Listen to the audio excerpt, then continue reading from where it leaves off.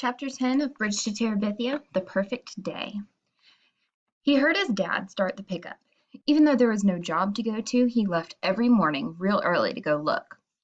Sometimes he just hung around all day at the unemployment office. On lucky days, he got picked up to go unload furniture or do cleaning. Jess was awake. He might as well get up. He could milk and feed Miss Bessie and get that over with.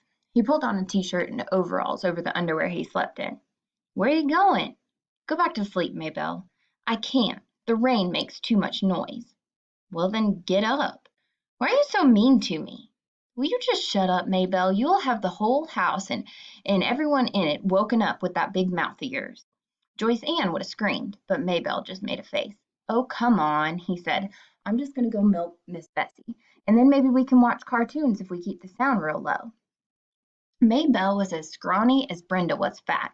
She stood for a minute in the middle of the floor in her underwear, her skin white and goosebumpy. Her eyes still drooped from the sleep, and her pale brown hair stuck up all over her head like a squirrel's nest on a winter branch. "That has got to be the world's ugliest kid," he thought, looking over at her with genuine affection. She threw her jeans into his face. "I'm going to tell Mama." He threw the jeans back at her. "Tell Mama what?" "How you just standing there staring at me." Lord, she thought he was enjoying it.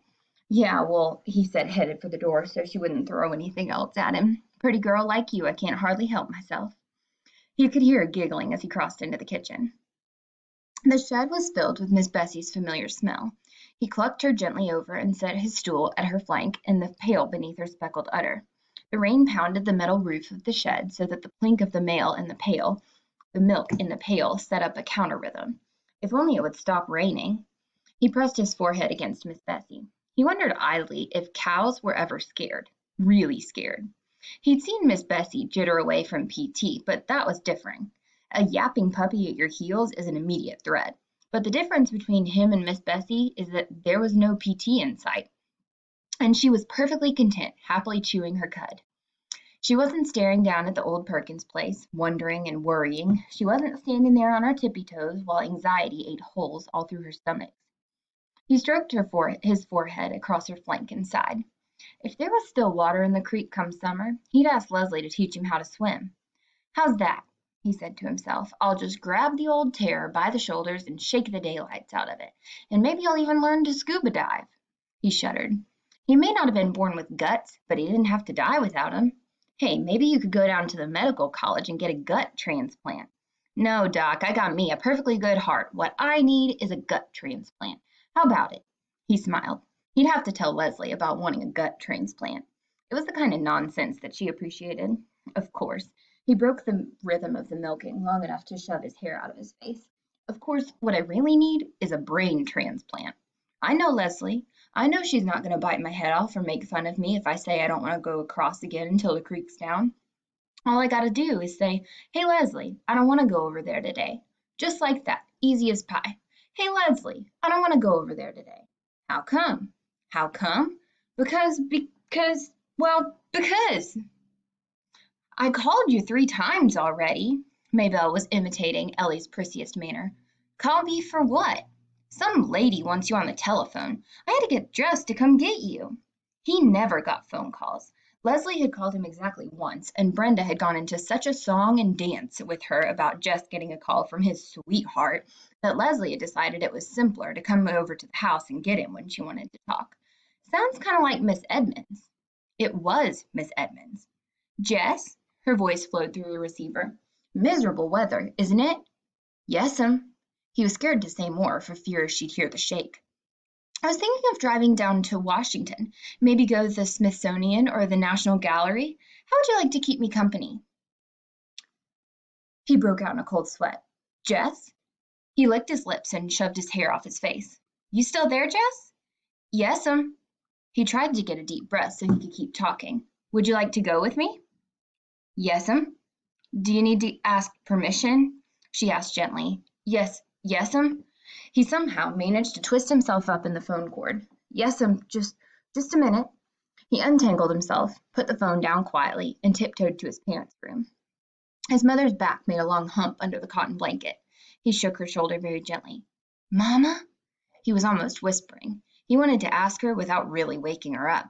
She was likely to say no if she woke up and actually thought about it. She jumped at the sound but relaxed again, not fully awake. My teacher wants me to go to Washington to the Smithsonian. Washington? The syllables were blurred. Yeah, something for school. Be back before too late, okay? Don't worry, I'm done milking. She pulled the blanket up to her ears and turned on her stomach. Jess crept back to the phone. It's okay, Miss Edmonds, I can go. Great, I'll pick you up in 20 minutes. Just tell me how to get to your house. As soon as he saw her car turn in, Jess raced out the kitchen door through the rain and met her halfway up the drive. His mother could find out the details from Maybelle after he was safely up the road. He was glad that Maybelle was absorbed in the TV. He didn't want her waking up Mama before he got away. He was scared to look back even after he was in the car and on the main road for fear that he'd see his Mama screaming at him. It didn't occur to him until the car was way past Millsburg that he might have asked Miss Edmonds if Leslie could come too. When he thought about it, though, he couldn't suppress the secret pleasure of being alone in a small, cozy car with Miss Edmonds. She drove intently, both hands gripping the top of the wheel, peering forward. The wheels hummed and the windshield wipers flicked a merry rhythm. The car was warm and tilled with the smell of Miss Edmonds. Jess sat with his hands clasped between his knees, the seatbelt tied across his chest. Ugh, the rain, she said. I was going stir crazy. Yes'm, he said happily. You too, huh? She gave him a quick smile. He nodded. Have you ever been to the National Gallery? No, ma'am. He'd never even been to Washington before, but he hoped that she wouldn't ask him that. She smiled at him again. Is this your first trip to an art gallery? Yes'm. Great, she said. My life has been worthwhile after all. He didn't understand her, but he didn't really care. He knew that she was just happy to be with him, and that was enough to know. Even in the rain, he could make out the landmarks, looking surprisingly the way the books had pictured them. The Lee Mansion high on the hill, the bridge, and twice around the circle so he could get a good look at Abraham Lincoln looking out across the city. And the White House and the monument in the other end of the Capitol. Leslie had seen all of these places a million times. She'd even gone to school with a girl whose father was a congressman. He thought that he might have to tell Miss Edmonds later that Leslie was a personal friend of a real congressman. Miss Edmonds had always liked Leslie. Entering the gallery was like stepping inside the pine grove. The huge vaulted marble, the cool splash of the fountain, and the green growing all around. Two little children had pulled away from their mothers and were running about screaming to each other. It was all Jess could do not to grab them and tell them how to behave in so obviously a sacred place. And then the pictures, room after room, floor after floor. He was amazed with color, form, and hues, and with the voice and perfume of Miss Edmonds always beside him. She would bend her head to give him some explanation, or to ask him a question, her black hair falling across her shoulder. Men would stare at her instead of the pictures, and Jess felt that they must be jealous of him for being with her. They ate a lunch in the cafeteria, and when she mentioned lunch, he realized with horror that he would need to bring money, but he didn't know how to tell her that he hadn't brought any.